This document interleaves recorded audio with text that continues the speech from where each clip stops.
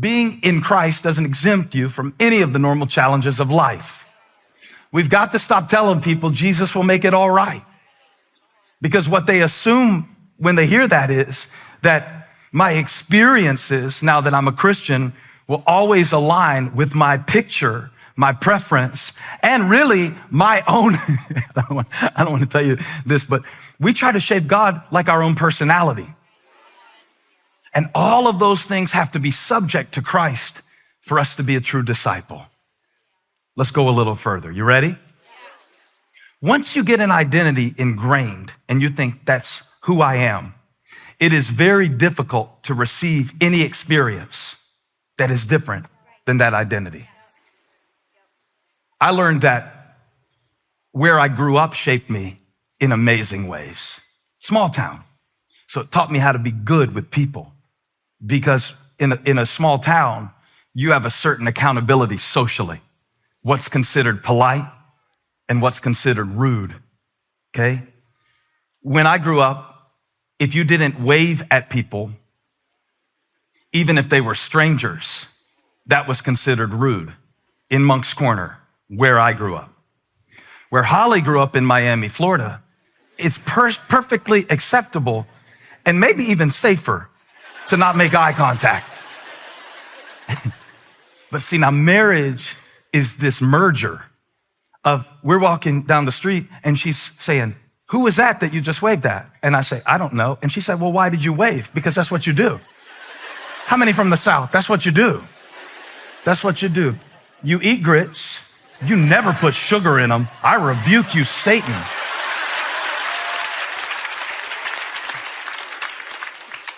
And you wave. And she thought that was so silly. So now we split the difference. I only wave, about every 1 out of 3 times. But, you can take the boy out of Moncks Corner, but you can't take Moncks Corner out of the boy. So I might see you one day in the mall and I just wave at you. It's not because I know you go to this church. I was just trained to wave at everybody. Just waving at everybody. And then we've kind of come together. So why do I bring that up? Because it is a perfect example of what's happening in Galatians, right?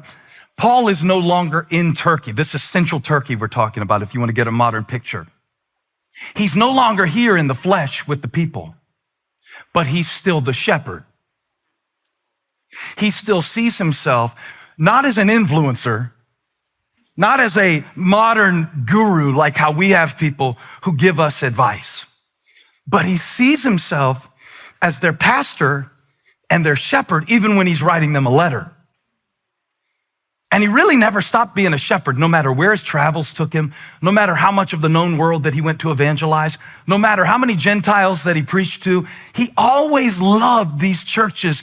You could take Paul out of Galatia, but you couldn't get Galatia out of Paul. Every parent who is called a so-called empty nester understands what I'm saying.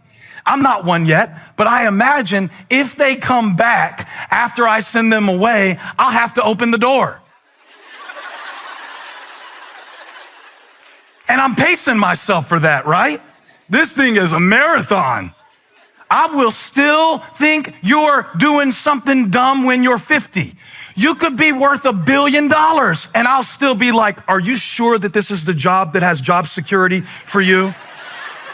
Right? Don't you need something to fall back on? Because you can take the kid out the house, but you can never take the love out of the parent.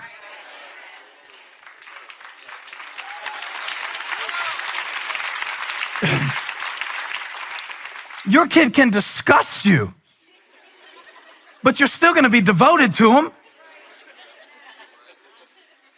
You're cussing them out, but you're cussing them out in love. You ever cuss somebody out in love?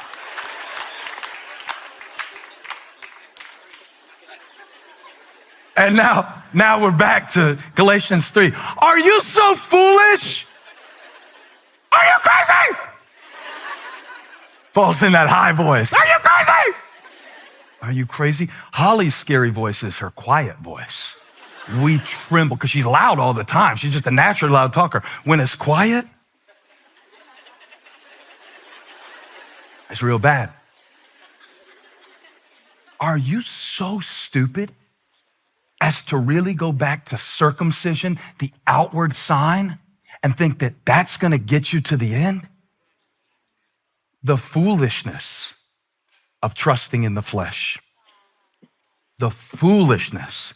And so just answer your question that your neighbor asked you a few minutes ago. Tell him, yes, I'm that crazy. Tell him, yes, I'm that crazy. I'm that crazy. In my flesh, I'm still crazy.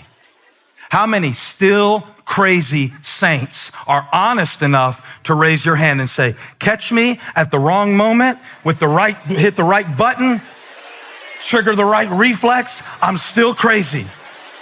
Okay, you look crazy, sit down. She stood up too quick. It was just too quick. Me too. I'm still crazy. And I know that. And I'm glad that I know that. Because God delivered me from so much. But there's some stuff that's still in me that he's dealing with. And now it's all coming together because they're in Christ, but they're still crazy. Paul is not in Galatia physically, but he's still the shepherd. And he is doing something that shepherds do. He is directing the sheep. And he's directing the sheep, realizing sheep are not dolphins.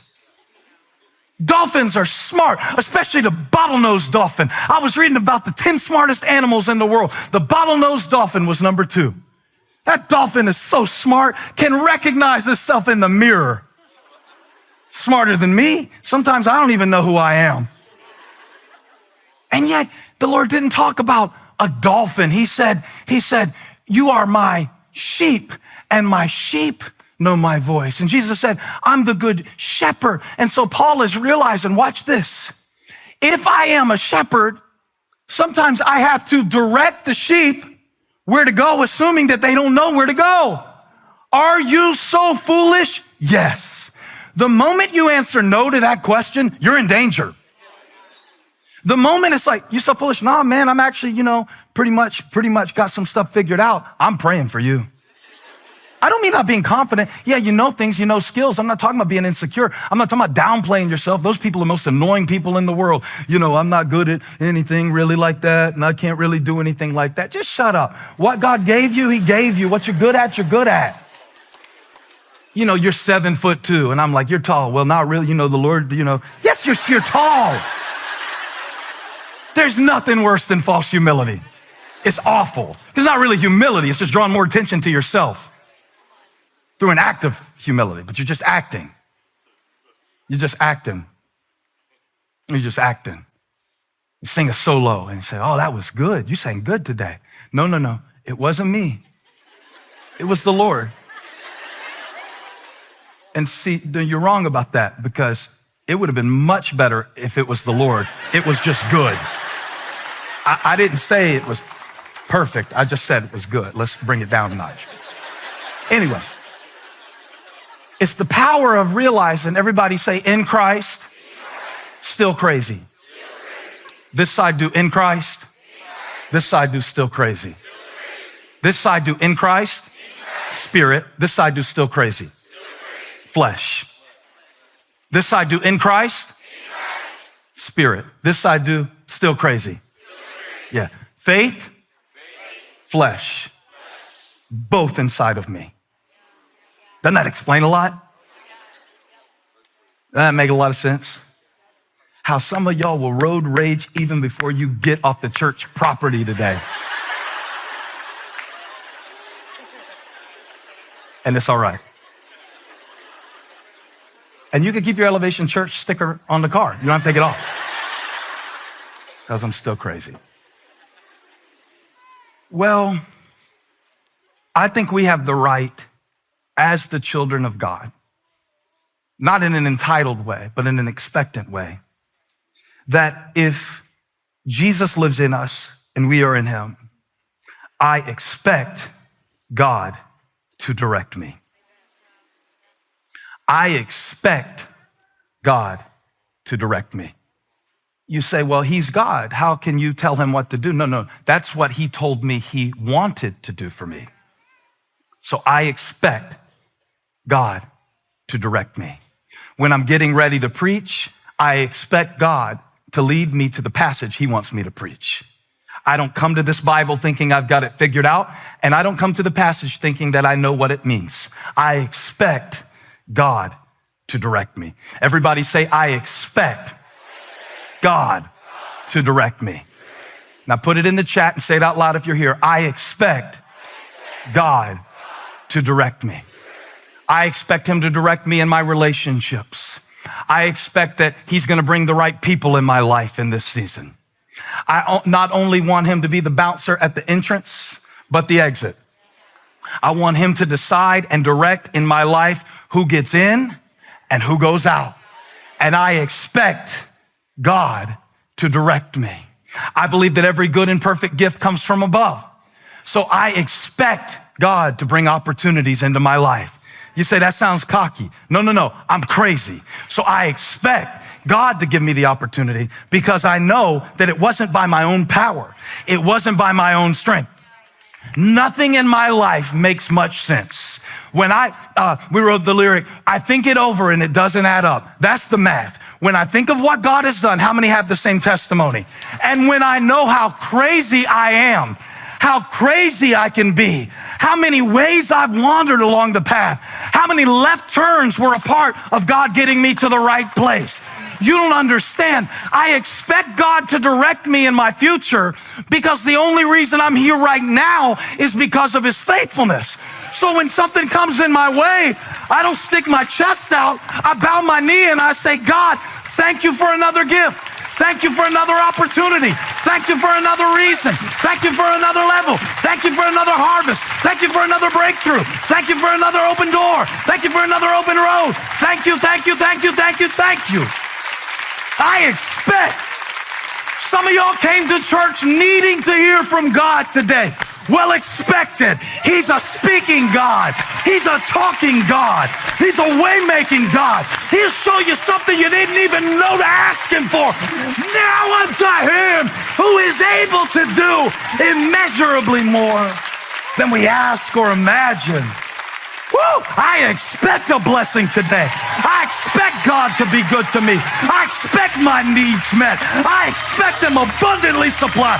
Good measure, pressed down, shaken together, running over. I expect it. I'm ready for it. I'm stretching my hands to heaven. I expect it. I expect it.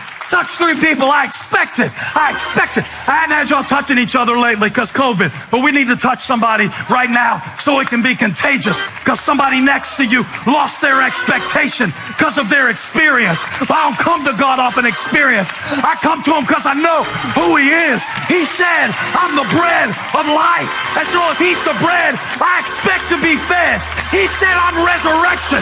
So if he is resurrection, I expect him to raise me. I expect it. I expect it. And I'm bracing for it. And I'm believing for it. And I'm trusting for it. And I'm grateful for it. I expect it. He said he was the vine, so that means if I'm in him, he's in me, and I will bear much fruit. I expect it. I expect it.